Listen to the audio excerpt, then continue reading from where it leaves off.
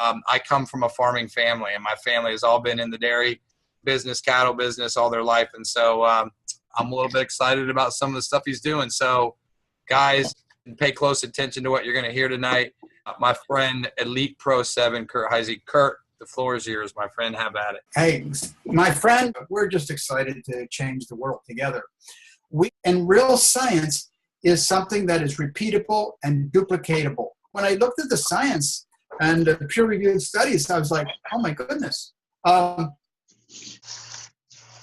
grew up on a dairy farm, and I'm going to transition a little bit because we're doing some interesting things with dairy. And share the screen. I will do that. When we're talking with dairy cows, almost every farmer already knows about oxidative stress. You can't go to a dairy meeting without hearing about this being a crucial problem. And in the same way with humans, normally they have nutritional antioxidants that play like a buffering role, but they're quickly saturated, their usage. But they know, and there's studies in the dairy industry, that you are increasingly have a protective effect, especially when you get to superoxide dismutase, catalase, and glutathione perioxidase. Now, have you ever heard of those three enzymes? Hello. When I began to see this and I began to realize that that was the goal in dairy health, and they had no way of getting there, I said, we have a way of getting there. So we know that Protandim clinically increases glutathione 300%, catalase by 30%, superoxide dismutase is increased 40%. Now, we know that in humans, and we have different studies. What I want to show you is absolutely, may blow your mind. There's so many studies. I'm just going to briefly view a couple. Glutathione and SOD with dairy cows 3 weeks before expected calving. It shows that you can really increase their health on a cow on its most stressful time of the year if you increase glutathione and SOD. Who would have guessed it? Okay. How about dairy bulls with low sperm count? Okay. Well, here's the thing. It's because of harmful effects of oxidative stress. This is why we end up having Protandim babies at Elite Academy, all right? And so the relationships among lipid perioxidation, that's oxidative stress, glutathione, perioxidase, superoxide dismutase, sperm paranormals, and competitive index in dairy bulls. We have a several $100,000 dairy bull, several $100,000 dairy bull that he just wasn't making any money for his owners because his sperm count was too low. Well, he's on Protandim now. So about mastitis. Mastitis is the #1 reason of lowered milk production. You have to realize dairy farmers are businessmen, and mastitis decreases their profits. And according to this study, it's related to glutathione, SOD, and catalase. Does anybody know of any way we could increase those things? Hello. Again, antioxidant activity is lower in inflammatory other conditions. Again, oxidative stress in high-producing cows. So let's look at some studies. How about PubMed.gov? You all know about that. 168 studies showing the power of increasing SOD with dairy production. 345 in increasing glutathione with herd health. 55 showing increasing, that should say catalase production in dairy. So, hello, there's more studies on this than you find on so many things. How about Google Scholar? 26,000 studies, 32,000 studies, 33,000 studies. About 53,000 studies showing the effects of oxidative stress on cows. All right.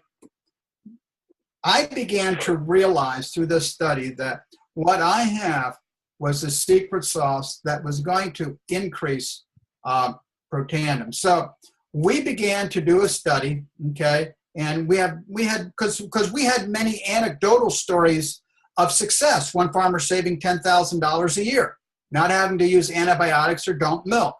mastitis being cleared up in 90% of the cases in 1 week without antibiotics. And somatic cell count, which measures inflammation, how much the cow's body is fighting disease, bacteria, and things, and scours, which is the #1 reason for calves dying. We had some of that. So we began a study, okay, and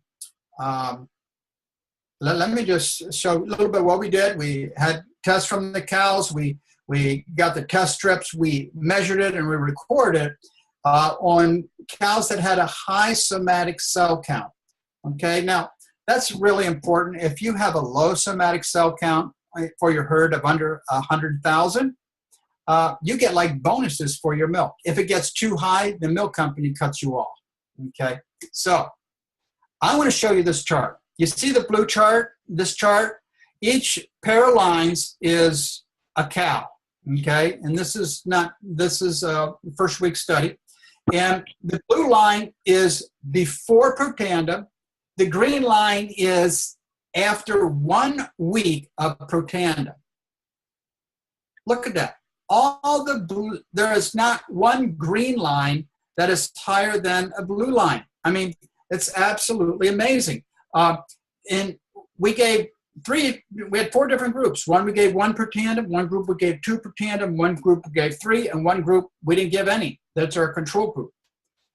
Their levels went higher. They're not on this chart because we were just wanted to show how it was lower. An average of 30.5% lower with 1 pill, with 2 Protandim, 36.7, and with 3 NRF2, 33.4 or 0.9. So what we saw was that we activated the NRF2 of a 1,500-pound cow with just 1 pill. Absolutely amazing. So we have more that's going to be coming up. I'm going to add, but I wanted to show you some of what we're having. And just to tell you this is that there is more use and there's more coming out about what we have our hands on than you can imagine. I encourage you to call up every dairy farmer and say, hey, listen, if you could reduce the somatic cell count of the top 10 or 20 cows in your herd that are high within a week, if you could reduce that 30% without antibiotics, would that be helpful to you? Ask them that question. If you could reduce your somatic cell count 30% in a week without use of antibiotics, what would that mean to you? Ask them that question, okay? Because I think that that's a big question, and that's also going to be huge for them. So that's a little bit about what we're doing up here in Pennsylvania. And so just share the good news, and just thought I'd let you know.